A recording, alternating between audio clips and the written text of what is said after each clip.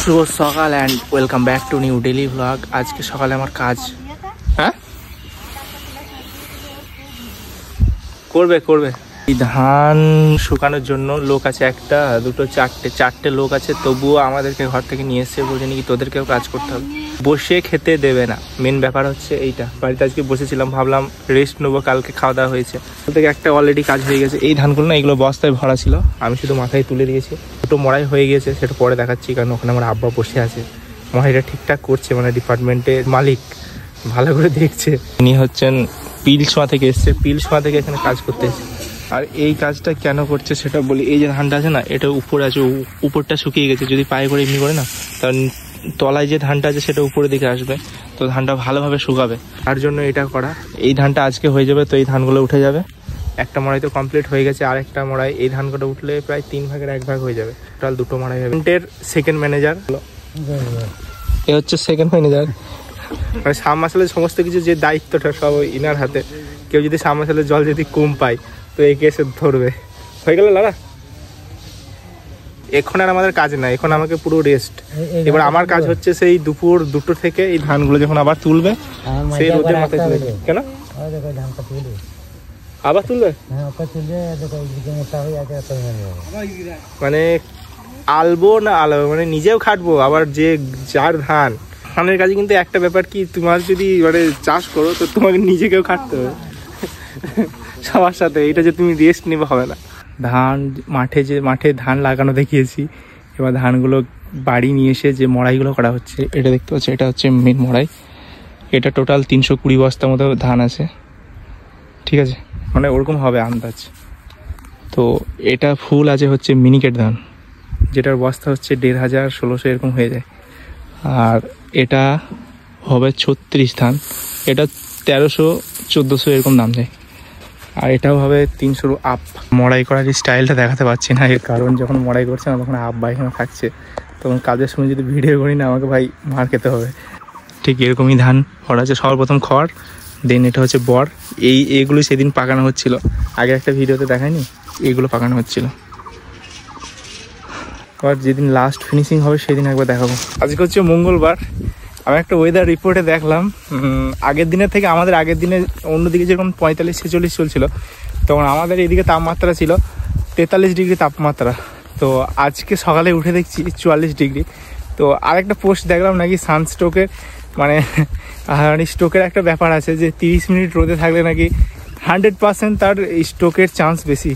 30 minute, আমি তো 3-4 ঘন্টা মানে রোদে এরকম ঘুরে বেড়াই। মানে এখন এটা দেখছো, বাট কিছুক্ষণ পর যখন কাজ করতে হবে, প্রায় 2 ঘন্টা তো বটেই, তাও তো কই কিছু হয় না।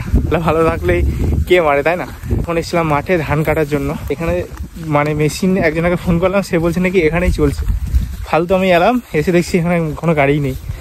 তো আবার একজনকে ফোন করে বললাম, বলছে 4টের সময় আসবি। আবারও এসেছিলাম মাঠে ধান কাটতে, তারপরে মানে বাড়ি গিয়েছিলাম, বাড়ি থেকে আবার এই গাড়িওয়ালা ফোন করলো যে তোমাদের ধান কাটতে আসবো। এই গাড়িটা আমি অনেক দিন পর দেখছি, কারণ 4 সিজন ভোর আমি এই গাড়ি দেখতে পাইনি, এমনি সব চেন দেখেছি।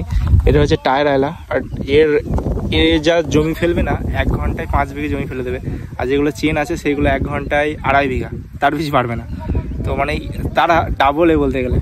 আর এটা দেখতে পাচ্ছি ইঞ্জিন, বাট একটা ব্যাপার হয়ে গেছে, এ যে মানে একটা ড্রাইভার আছে, সে খেতে গিয়েছে, আর যে টাইম লিখছিল সে একটু স্টাইল করে দেখাতে গিয়েছে আমাদেরকে যে আমিও ড্রাইভার বটি, ঠিক আছে। তো এই একটা পগার এই এল থেকে এইখান থেকে এখানে নামতে গিয়ে কি করেছে দেখো, মাঝখানে আটকে গেছে, আর উঠতে পারছে না। এবার দেখি শেষ পর্যন্ত কি হয়। চলো এখন তোলার কাজ চলছে, দেখবো কি হয় শেষ পর্যন্ত। না হয়ে গেছে। হেল্পারে ফেললো, ড্রাইভারে তুললো।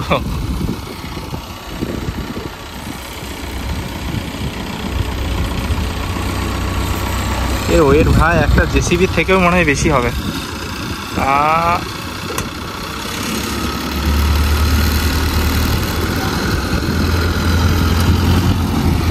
কমপ্লিট। চলো এবার এই জমিটা কাটা হবে। এটা হচ্ছে টোটাল 2 বিঘের কাছাকাছি।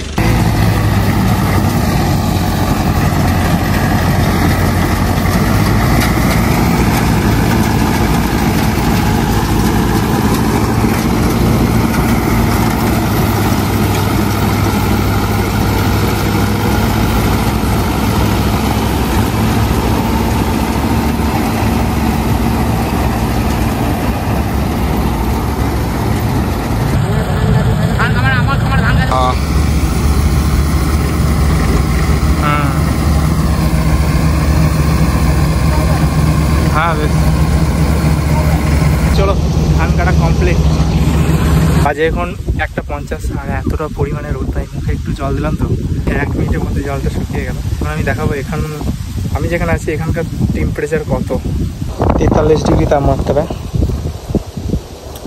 লাইট বাড়াই, 43 ডিগ্রি তাপমাত্রা এখন। মানে আজকে সর্বোচ্চ হবে হচ্ছে 44, 43 ডিগ্রি অলরেডি হয়ে গেছে যেখানে আমি আছি। আর তার সাথে হাওয়াটা দিচ্ছে বলে অতটা কিছু বোঝা যাচ্ছে না। এখন 3টে আজকে এখানে ইউকো ব্যাংক, এখানে চেক দিয়ে টাকা তুলতে হবে। ধানগুলো যে কাটছি না তার জন্য, মানে তাদেরকে তো টাকা লাগবে। ব্যাংকে থেকে টাকা তোলা কমপ্লিট। এখন এই টাকাগুলো আগে যেটা বললাম, এই টাকাগুলো যেসব ধান কাটা ভিডিওগুলো দেখছো না, ধান কাটা মেশিনে আনার তো টাকা নেবে 1 ঘন্টায় 3,3200 টাকা করে। এত বিঘা জমি ধান কাটতে কত খরচা হবে। আর এখন আমি বাড়ি যাবো না, কারণ 3:10 বাজে, এই রোদে বাড়ি গেলে আমি মরে যাবো। তো আমি বোনের বাড়িতে, আমার দিদির বাড়িতে থাকবো, দিয়ে সেই সন্ধ্যাবেলায় বাড়ি যাবো। নামাজ পড়ে বাজে এখন প্রায় 20 মাসের কাছাকাছি। আর এখন আমি ইন্ডাকশানে কফি বানাচ্ছি, কফিটা খাবো, তারপর লাল টাকা মাছ যাবো ক্রিকেট খেলবো। এখানে আমি একটা সিস্টেম রাখি, ঠিক আছে?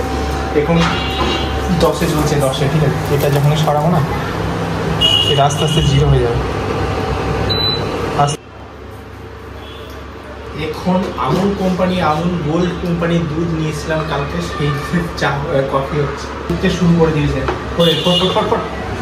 কফি বানাতে জানি না, বা ট্রাই করবো, দেখে দেখে শিখেছি।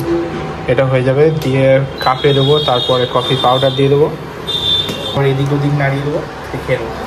রেডি, কফি পাউডার কতটুকু হয়ে যাবে বাস।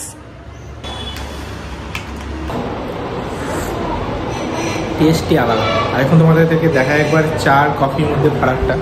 এটা দেখতে পাচ্ছি, এটা হচ্ছে কফি আর এটা হচ্ছে চা। চায়ের কালারটা কেমন একটা, আর কফিটা সাদা ধরনের। চায়ের থেকে কফিটা খেতে বেশি ভালো লাগছে। সেই স্বাদ, সেই দাদা। এখান থেকে কফি আর এখান থেকে নতুন একটা ভিউ, কি লাগছে ভাই এখান থেকে।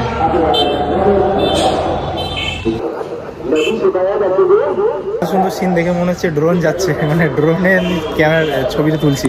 এসেছিলাম লালডাঙ্গা মাঠে ক্রিকেট খেলতে, দেখতে পাচ্ছ সব পুলিশের গাড়ি দাঁড়িয়ে। ক্রিকেট খেলা হলো না। রাজা স্মার্ট পয়েন্টে কাল থেকে নাকি বলছে এগুলোর ওপর প্রচণ্ড অফার আছে, বিগ ডেজ 5 তারিখ পর্যন্ত। তো আমার এখন ইমার্জেন্সি দরকার হচ্ছে এই তেলটা। এখান থেকে 5 লিটারের একটা তেল নিয়ে বিল করে বাড়ি যাবো। হয়ে গেছে আমার এটা কি কালকে স্মার্ট ওয়াচটা। আজকের এই ব্লগটা এইটুকু ছিল, কেমন লাগলো কমেন্ট করে জানিও। চ্যানেলে নতুন হলে সাবস্ক্রাইব করে দেবে। দেখা হচ্ছে নেক্সট একটা ভিডিওর সাথে, ততক্ষণ যেন ভালো থাকবে, সুস্থ থাকবে। Love you all.